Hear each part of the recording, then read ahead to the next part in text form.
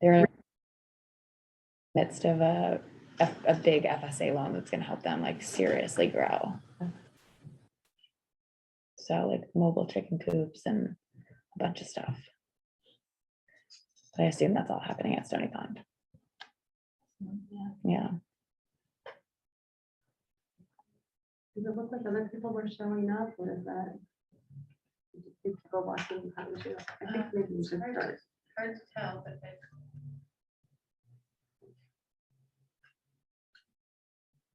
When are you guys opening, Jess?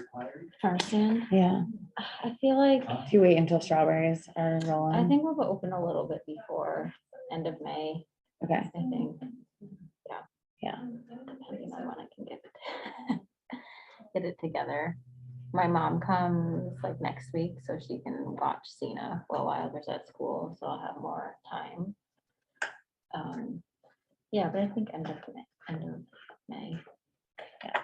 Gives us some time to get like the farm in like public mode. Mhm. And then.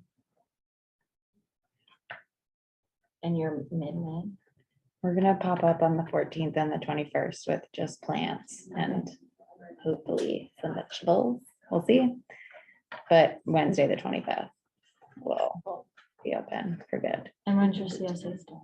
June 15th. We're good to start. I think. Okay. Do you want me to get going?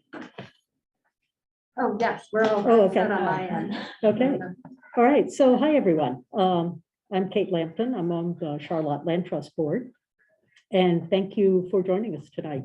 And also thank you to the library for hosting. That's great. And everybody on the CLT board always wants to acknowledge and thank our donors, because without them, none of the work we do is going to happen, whether it's this study or our land conservation work. With me tonight is Jessica Sanford and Katie Rose Leonard. And Jessica is also on the CLT board, and together with Adam Hausman runs Adams Berry Farm over in East Charlotte. And Katie Rose and her husband bought a farm on the southern end of town last year. And Katie Rose is the owner operator of Head Over Fields Farm. And they're going to both, being farmers, will be able to talk a little bit more in depth about some of the things we found in the farm study. So for over 30 years, the Charlotte Land Trust has worked to conserve the agricultural, natural, and scenic resources in Charlotte. And for a number of years now, we've noticed the changing nature of farming in town. And we were having a lot of questions and discussion about what the changing scene meant, not only for our conservation work, but also for the Charlotte farm economy and for the Charlotte Land Trust. So to help us find out more about those questions, we teamed up with the Center for Rural Studies at UVM, and they developed and conducted for us a mixed method study. And that included the traditional background data from federal, state, local sources, but also a online survey, which very gratifyingly had a really good return rate. We also talked directly to farmers in Charlotte, both in focus groups and in individual interviews.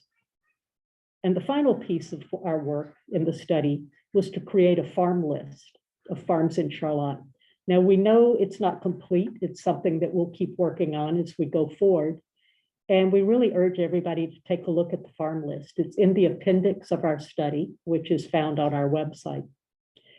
And the farm list had really two purposes. One, to get some data on farms in town, but also as a tool that we can use to support our local farmers and buy locally.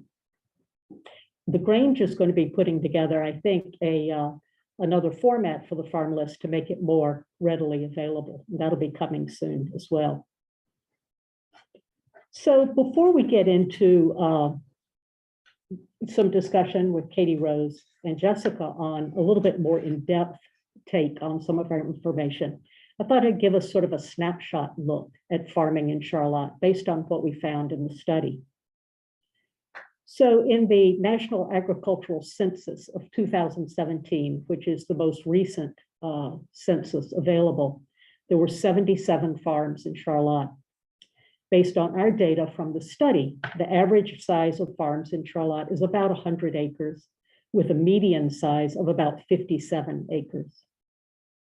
A third of the farmers in Charlotte get their principal income from their farms, and that leaves 2/3 of them that need off-farm income to make things work. The average age of farmers in Charlotte is somewhat younger than both the state average and the national average. And we think this is very encouraging information because both nationally and in Vermont, the average age of farmers is increasing, and there is discussion and concern over whether that next generation is out there to take over those farms. One thing that was abundantly clear in our study was that farms in Charlotte are becoming very diversified.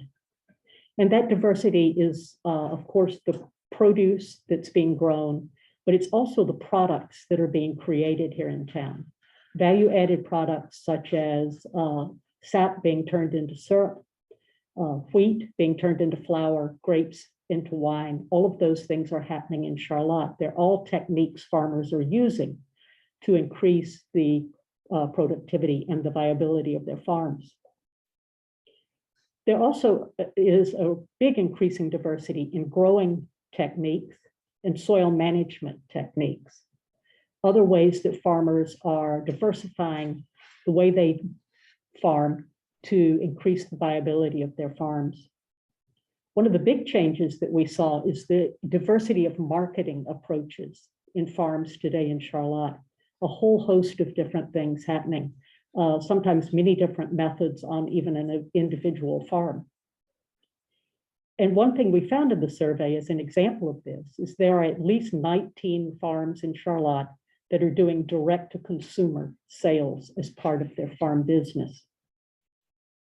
One thing that had really not been on our radar and sort of was a surprise to us were the number of farms engaging in agritourism as part of the mix in their diversified farms.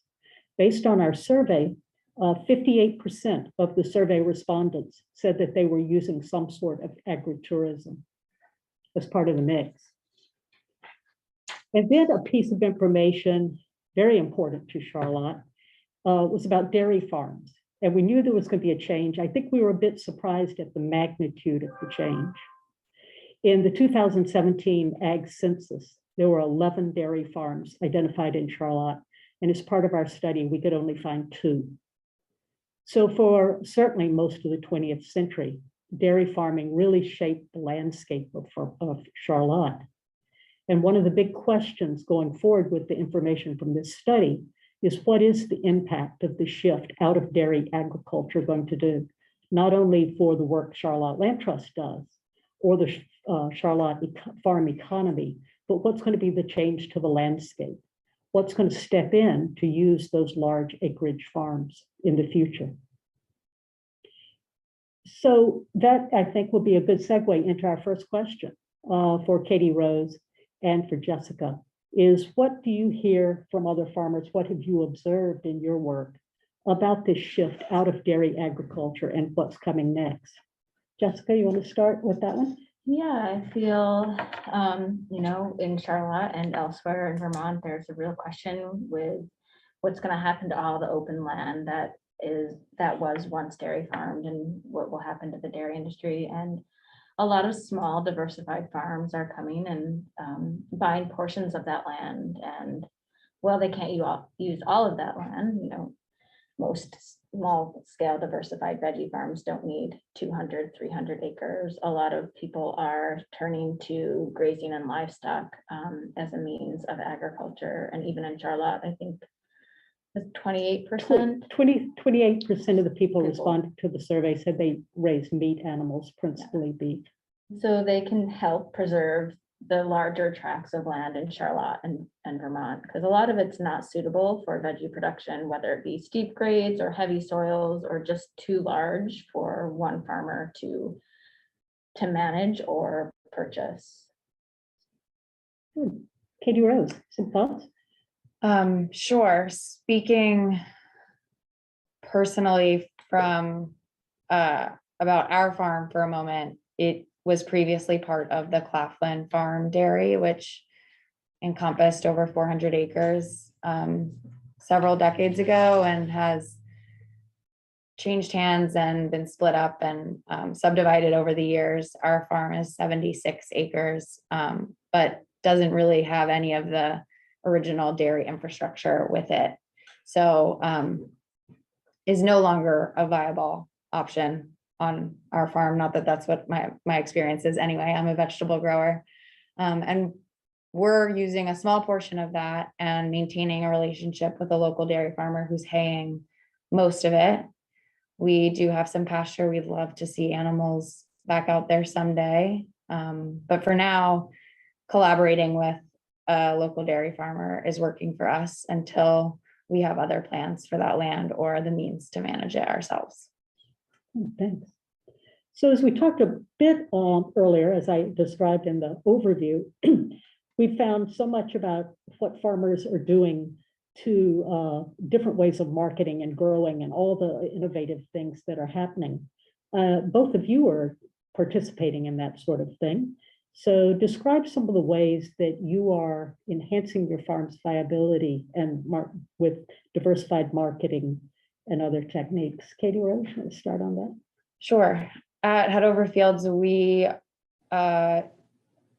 use a couple different markets for our vegetables. We offer a CSA a few ways. We do weekly boxed shares where we pick what's in the box every week. We also do CSA cards, which are like a market style free choice option. They function like a gift card to our farm stand, essentially. We also do the Shelburne Farmers Market on Saturdays during the growing season.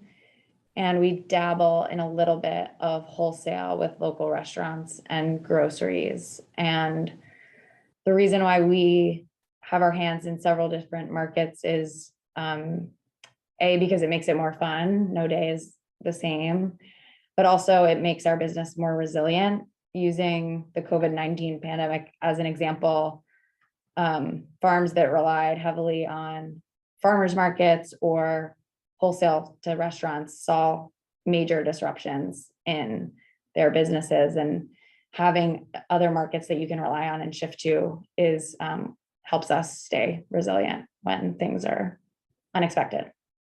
Good, thanks. Jessica. So we are primarily a wholesale farm. So 75% of our income is derived from our wholesale accounts. So places like City Market, Healthy Living, most of the restaurants in Burlington, but we also diversify our income stream. And that is also, like Katie Rose said, to be more resilient because, things like COVID-19 happen, probably, hopefully never again, that disrupt markets. So other markets for us are we do direct sales through our farm stand and our pick your own operation. We have value-added products, which not only gives us different products to sell and appeals to a different subset of the population, but also allows us to make use of seconds fruit, so blemished or cosmetically damaged fruit that we can't sell.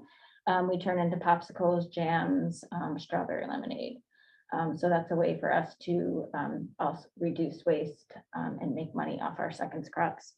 And all these markets are of value to us because they provide different income streams, but they also really expand our customer base. So that's all important in running a business and making yourself thriving and resilient. Good, thank you. So all of the different things going on, all of the different marketing techniques you and other farmers are using, what is, thinking of Charlotte as a community now, what are the advantages for farmers to be doing this type of work, this type of diversified marketing, as well as growing techniques here in Charlotte? Jessica, want to start on that? I think what makes Charlotte so appealing is its rich agricultural community. This is what we found. It's rich agricultural community and the willingness of farmers to help each other out, lend support. When we first got here, several dairy farmers offered to help us out, just came over one day and offered to plow our fields, bring people by to help.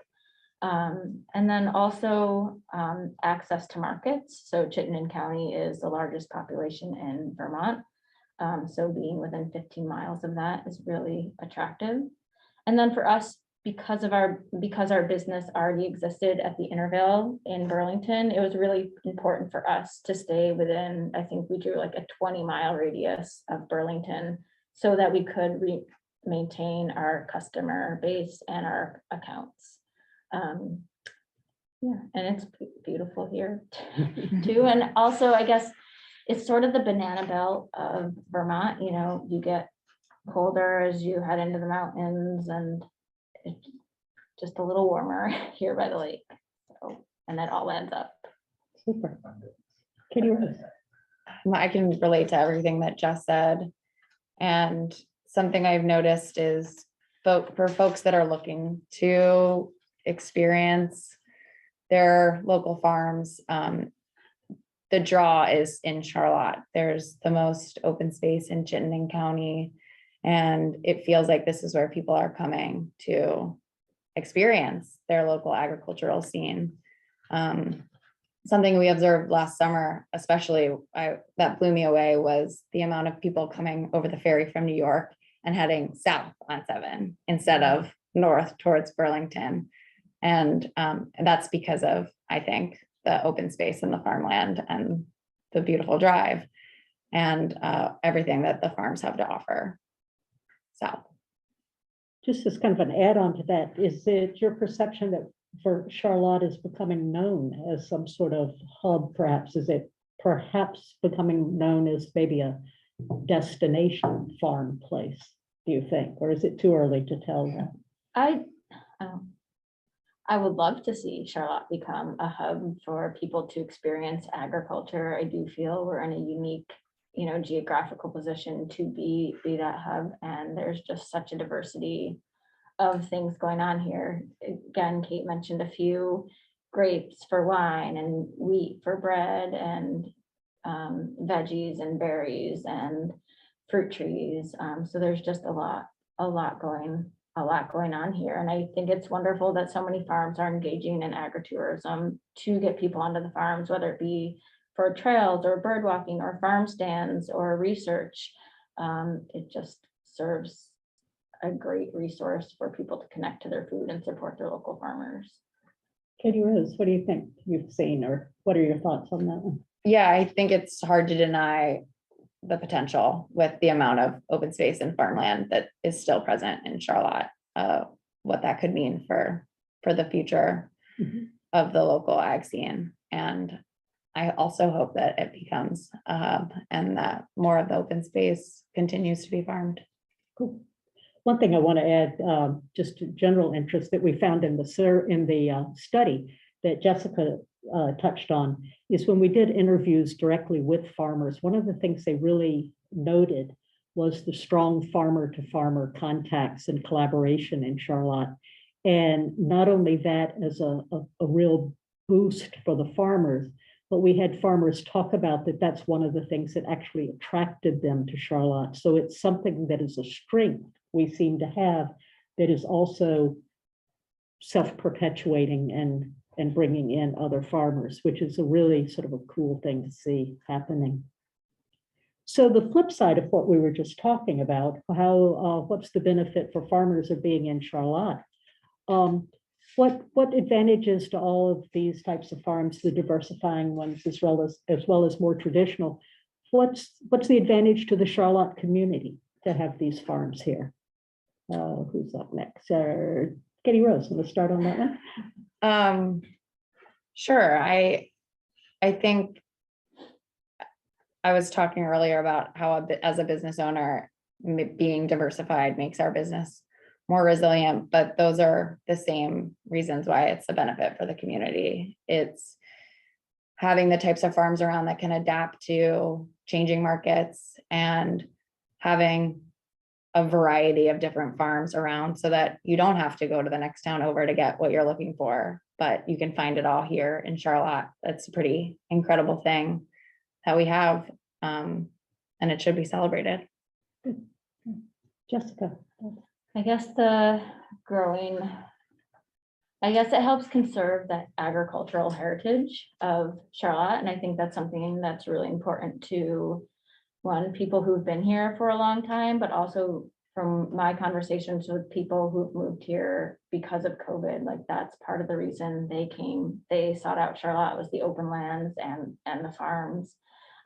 So it helps attract people here. Having local farmers here provides food for our community and also provides to our local economy. I think 2017, the last data was $52 million was brought into the state from agritourism alone. And just, I feel like if Charlotte keeps growing and keeps putting themselves out there and really builds themselves as a hub to capture some of that money to help build our local businesses and help support our farmers would be really wonderful. And I think like conservation and stewardship of the land, I think all farmers like take real much pride in caring for their land. And that goes back to, health of our pollinators, health of our waterways, health of our soils, and those are all community benefits. Super. I would add that because of how much of the ag land in Charlotte is conserved, the community should feel comforted that those farms are protected and they'll be available for the next generation of farmers. And so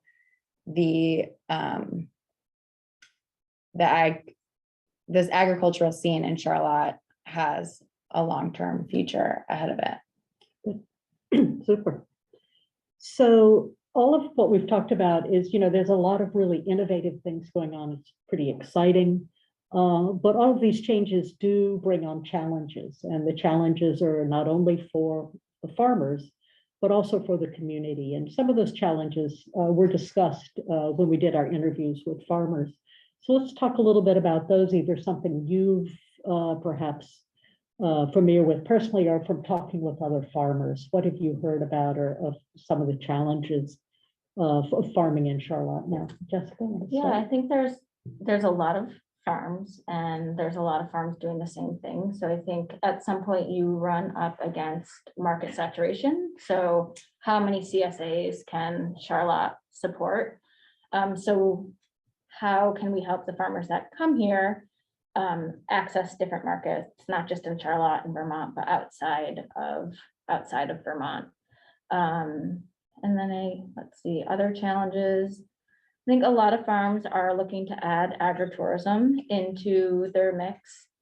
And there have been, acts and guidelines through the state and towns are supposed to enforce. So I think some farmers are looking for more clarity on what is required from them to engage in agritourism. So to have a farm stand, to have trails on their land, to have educational events. So what are the guidelines and how does the town help clarify those so that everyone's on the same page? So farmer A on one side of town is not doing something that farmer B on the other side of town that, got permission for.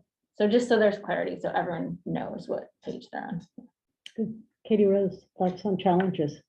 Yeah, one of the challenges that we're facing or will be facing in our first few years of business. I mentioned earlier how our farm doesn't have much of the original infrastructure tied to it. We have one great building on Route 7 that houses our farm stand, and it's an incredible asset, but it's also our only piece of infrastructure. And it's a goal of ours to be open year round. In order to do that, we need to live there. We need greenhouses, and those are short-term challenges that we'll face, and other things like water. And then, of course, it has to be talked about is affordable housing for our workers and labor. It's a huge challenge. And as you can imagine, it's only getting harder to move to Vermont. Everyone is experiencing this, not just farm workers. But it's especially hard for farmers to find good help and to find places that are affordable for them to live. And as we grow, it's something we need to keep discussing and working on. Super. And because this is a land trust, we have to bring up conservation. So in our discussions with farmers, we had 66% of respondents to the survey said that conservation had made a big difference in the viability of their farm. This goes a little bit back also to what Katie Rose was saying, not only lack of affordable housing, price of land. Conservation has been an element towards helping overcome that hurdle. Both of you are on conserved farms. So talk a little bit about what conservation means in terms of your farm, its viability, your ability to get on a farm.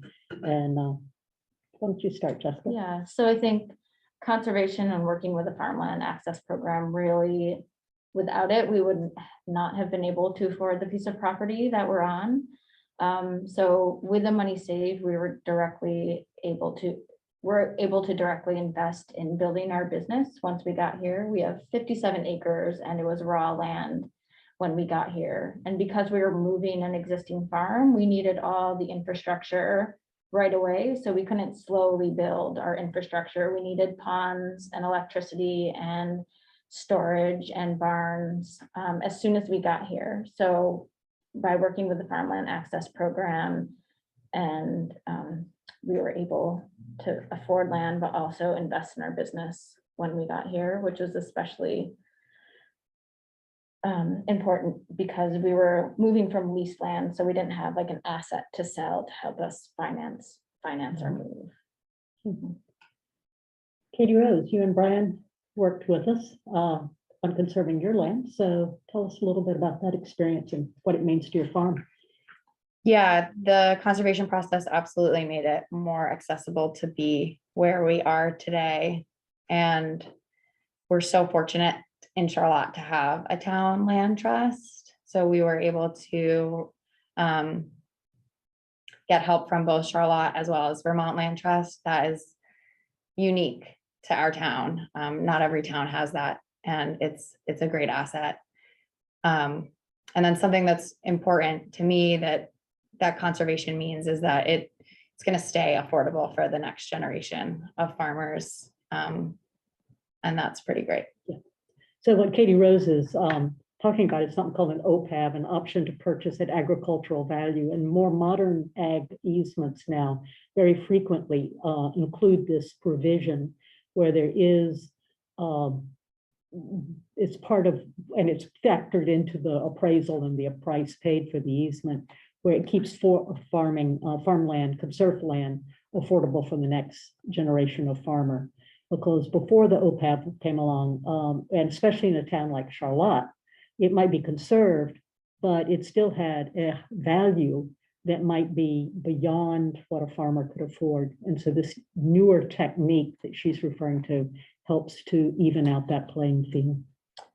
But it also means the farmers who have OPAVs on their land have that commitment and value set that they want that piece of land passed on to farmers, because when we sell our farm, we'll have to sell it at ag value. So we won't necessarily get back all the money that we put into the farm for infrastructure or improvements. But for us, it's important to see that the farm farmed. Yeah. So now it's the time to sort of do the crystal ball thing. Katie Rose, looking forward, what's the future of farming in Charlotte, do you think?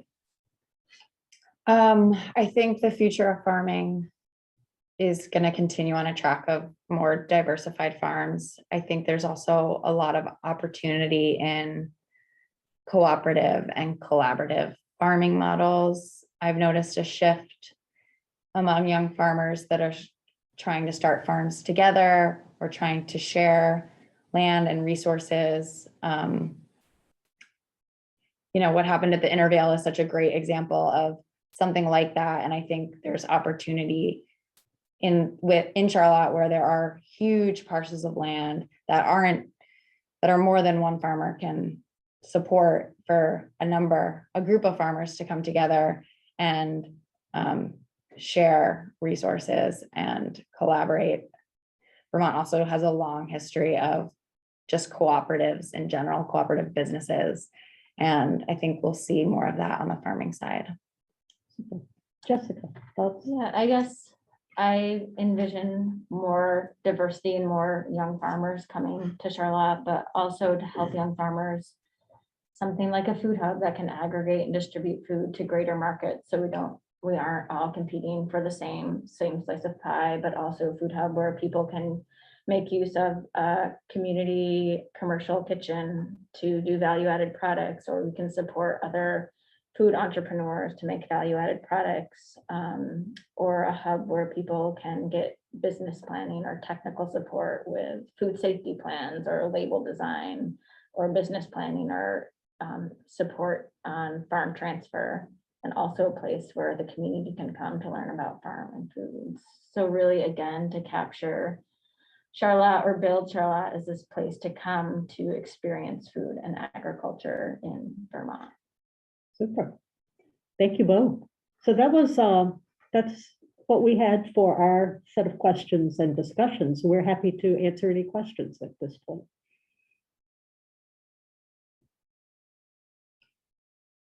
And Susanna, you're running the online if there are any, correct? Okay, yeah. Do either of you two are involved with agritourism on your farms? We are, yep, we do pick your own, and we have a farm stand. Let's see, I'm trying to. So a farm stand is considered agritourism? A farm stand is considered agritourism, yep. As well as like if you have trails on your farm, or if we did an event like this on our farm, that would be considered agritourism. So I think it's important to remember that agritourism aren't always like these big events where it's like, 200 people at the farm having a dinner. It can be these small, really community local events that are just bringing people to the farm. And so, yeah, I think for us, a commitment that we made with our farm is to always be a place for community to experience food, for kids to come and pick berries and have their first experience with farms and food, and then also to educate people on conservation. And so, we grow berries, so we have, I think it's fun for people to come pick berries and spend a day, and it's, a memory that a lot of kids have, and we just want to continue that. So our farm will always remain open to community and education. Yeah. Yeah. Well, with that, you had mentioned state guidelines, the towns are supposed to help oversee. Have you had any positive or negative interactions with that? Can you repeat the question? Yeah, so I think the question was positive and negative experiences on what is allowed on farms with regards to agritourism. And so we've had mostly positive experiences and some negative experiences. And I think, that's why there just needs to be more education to not just farmers, but to the community as in terms of like what farms can do. So if you have a neighbor and they're like, hey, it seems like there's a lot of cars over there and it's pretty loud, like what's going on? Is that allowed? We can be like, hey, actually, this is within the jurisdiction of what we're allowed to do as a farm. We're having, an event of, educating people how to prune blueberries, and there's 50 cars here. So just more information for everyone, not just farmers, but for community members, because having more smaller diversified farms that want to do agritourism means more activity around farms, with dairy farms and, grain farms, it's mostly just like haying 2 or 3 times a year. It's really peaceful, maybe, a few nights here, there's tractors out, but with farms open to community and people, there's just a lot more activity. So it's just a change in how the land's used. So just informing people. Yeah, we have an on-site farm stand, and some of the newer regulations about accessory on-farm accessory on-farm businesses are meant to just ensure that retail space is prioritizing goods that are produced on your farm. And the towns are going to be responsible for regulating it, and they're just starting to talk about what that looks like. So we're following that closely. We do buy and sell some third-party products in our farm stand, but our priority is first and foremost our vegetables. It's why we're only open during the growing season right now, when we have an abundance of our own food to sell. And we just dabble in other goods to kind of supplement our veggies. What governance in the towns is implementing those? I think that's, Guidelines. they're trying to figure that out. But it's through, And it's what through the- planning and zoning. It's through Yeah. planning and Okay. zoning. And then I think they're trying to figure out, is it 51% of your goods have to be from your farm, or 51% of your sales have to be from your farm? Because for us, we only grow strawberries, blueberries, and raspberries. So we'll never get to that 51% necessarily of goods being that we have in our farm stand, but that is definitely, that's 51% of our sales. Right. So I think, it just takes talking and communication, and the act, it's Act 166, it's meant to help farmers. And so I think they're just trying to make sure that it does help farmers and doesn't impede farmers. Because I think community members do want to see farm stands, and they do want to shop at farm stands. So yeah. Question, I guess, for land trust members up there. How are you seeing the impact on conservation? And maybe it's too early to tell, but impact by the astronomical rise in land prices. So therefore, the price to conserve land is also going up. And How it- is that impacting some of the activity? Yeah, so Brian's asking about the impact of rising land prices in terms of conservation. And I could say especially since Jessica and I work on the land trust here, it is a concern.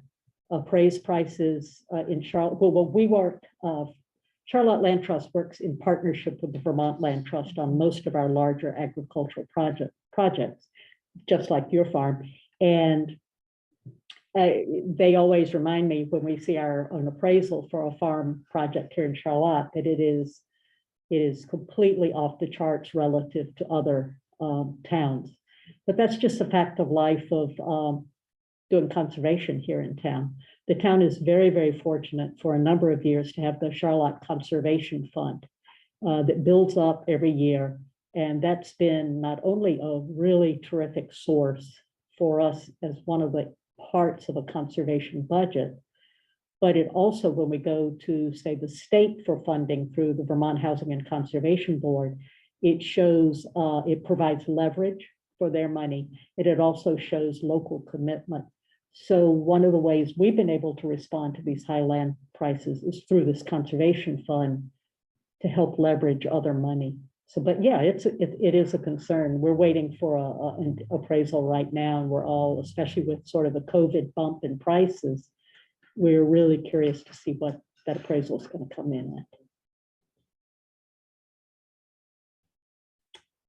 Anybody else or anything online?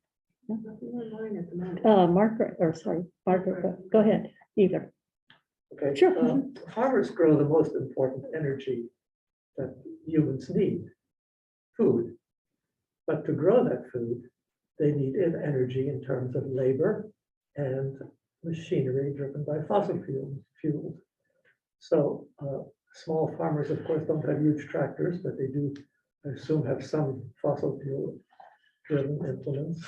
How do you see the future of that with fossil fuel energy maybe getting more expensive, or even becoming, or even disappearing, let's say 30, 50 years from now? Yeah, that's a tough question. I'm seeing some pretty amazing farmers turn their cultivating tractors into electric tractors, and that's pretty awesome. I think that there's potential in GPS robots for huge farms, not a farm of our scale, but fossil fuels definitely are part of the machinery that we use, and moving towards more sustainable options are important. We try to reduce the amount of fossil fuels that we're using by using different techniques to help with weed suppression, like reusable landscape fabrics and manual cultivating techniques through hand hose and wheel hose. And we used silage tarps to help prep ground so that we don't have to beat it with a tractor, and used a whole lot of tillage. So we are using more of those methods. We do a lot of cover cropping and try to keep the ground covered as much as it can, whether it's with a tarp or in a living grass. So those are regenerative agriculture techniques. Yeah. Jessica, We're a perennial farm, so a lot of what we do does not require the use of tractors or cultivating. And so we have the benefit that way, but I think every farmer has a commitment to, you know, ensuring the health of their land and the health of our waterways and lessening dependence on fossil fuels from an environmental standpoint, but also from a monetary standpoint. So I think all farms are looking at how to reduce dependence on fossil fuels. I think labor, you talked about labor as another huge challenge for farms. It's hard to find labor. It's hard to find people who will stay for more than one season, especially with a seasonal job. We employ people from end of May to October, and typically they don't come back because we can't provide them year-round employment. And I think also a lot of people realize that farming's hard work and maybe they're not quite cut out for it, or wasn't quite what they envisioned. And then it's also, food is, we run tight margins as a farm, and we don't have the ability to pay people what we wish we could pay them. And so I think that is a struggle for a lot of farmers. One, to pay themselves a livable wage, but also to pay their employees a livable wage. Margaret, you had a question. Yeah, I'm curious to know, what could a place like the library or the Grange do to help support you? And then what could we as individual members of the community do to help support and help, make it an attractive place for farms to grow? Well, I think the farm study was a great starting point, just to help inform Charlotters how many farms there are in Charlotte and how many farms are open to the public to buy produce or meat or pick berries or apples. So I think that is a great starting point. And then to build on that, I think the Grange has some things planned in terms of putting out a map or just doing articles in the paper. I just think more helping Charlotters become more aware of the farms in their community, and how to support them. Yeah, I've heard the Grange is working on a map, which I think is super incredible, and having those available here and being able to speak to the ones that are right around here and nearby, and how people can get there, giving people directions.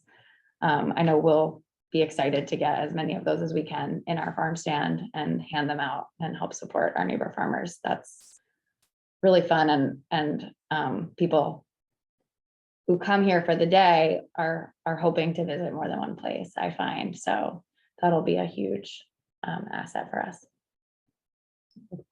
Great. I have a question. Sure. So where do you find farm workers, and where are they able to live in such an expensive area? So we have a lot, our farm crew is anywhere from Adam and myself and our 2 kids, but not very helpful. Not yet. Not yet. To 18, almost 18 people. So we have a diverse crew. We have, 5 or 6, college age graduate students who are with us for 1 or 2 years. We had one employee who was with us for 4 years, and he's decided to move on. And then we utilize the H2A program. So we have 5 gentlemen who've been with us for 5 years who come from Guatemala. And they stay with us typically from May till October. And we provide everything that they need for when they're here, housing, transportation, money to get here, visas, on all that. And then we utilize the refugee resettlement program, and we've had a Bhutanese family work with us for 12 years.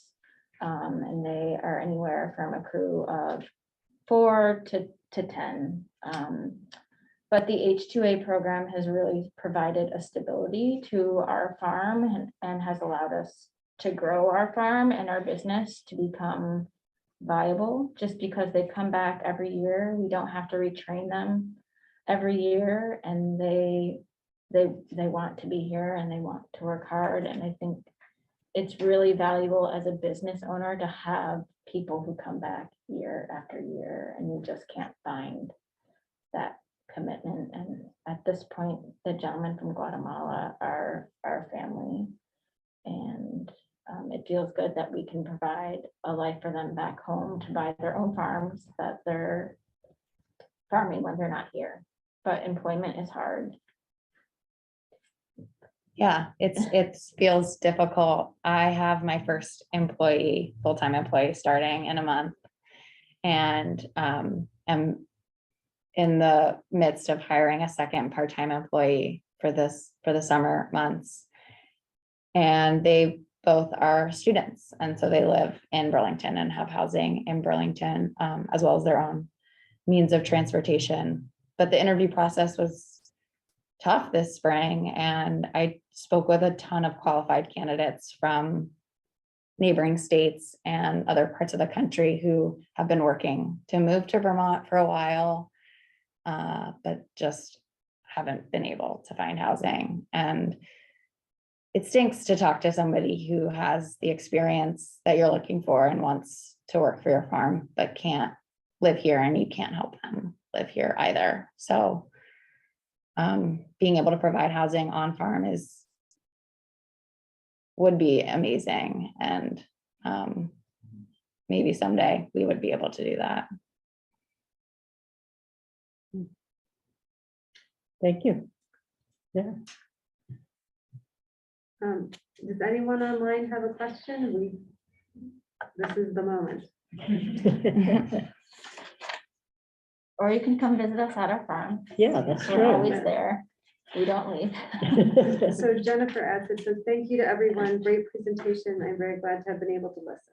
Thank you. We had one more. Pat, Yeah, it was H2H program, H2A, H2A. yeah, yep. So there's seasonal workers, temporary workers, and they make up a large workforce for Vermont, from apples, dairies, dairies, H2B, landscaping, and something else is H2B, but yeah.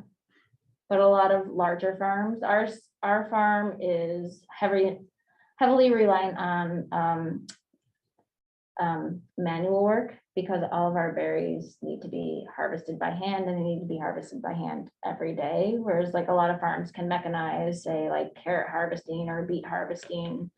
But all of our crops have to be harvested by hand, so we need a large crew. Super. I have another question on education. Do you work with the schools at all? It seems like there's so much emphasis on STEM programs nowadays, and I think it's more important to know where your food comes from. Yeah, we unfortunately don't work with the schools because our harvest season sort of falls mostly between summer break, but we have worked with the Charlotte Central School in the past with blueberries. We just don't always have crops when schools are like looking to do stuff in the spring, like plant seeds and get the kids' hands in the soil. So, but we do work with UVM Farmer Training Program. So it's a 16-week program for aspiring farmers. And so we have them on our farm every week, sort of, going over like business planning, crop planning, labor management. So we have found working with higher ed, and we've done some field trips in the past, but not recently. I guess agritourism is an education in a sense. Yeah, You've had story times. we have story time at the farm, which has been wonderful to have.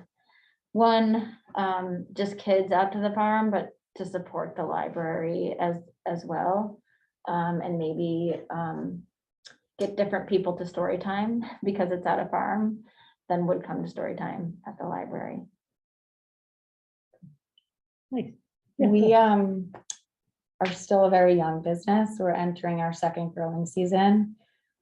But I got into farming through an apprenticeship program of similar to UVM farmer training, but in New York and with an education focused nonprofit farm. And I have gotten to this point 8 years later because of that education program where I spent 3 years and the help of strong mentors that have invested their time in teaching me. And I am excited to pay that forward and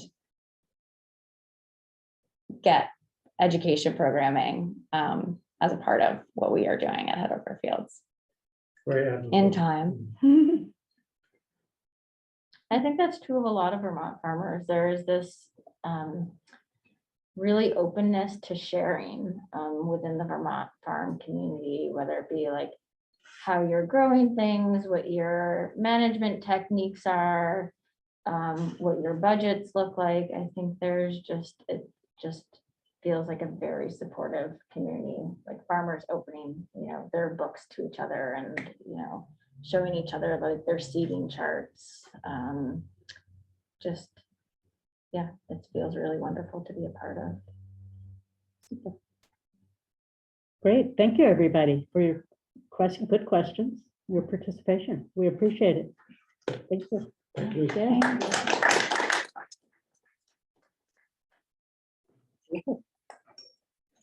Thank you. Thank you. Thank you Sure. for organizing us. Sure. How many people did we get online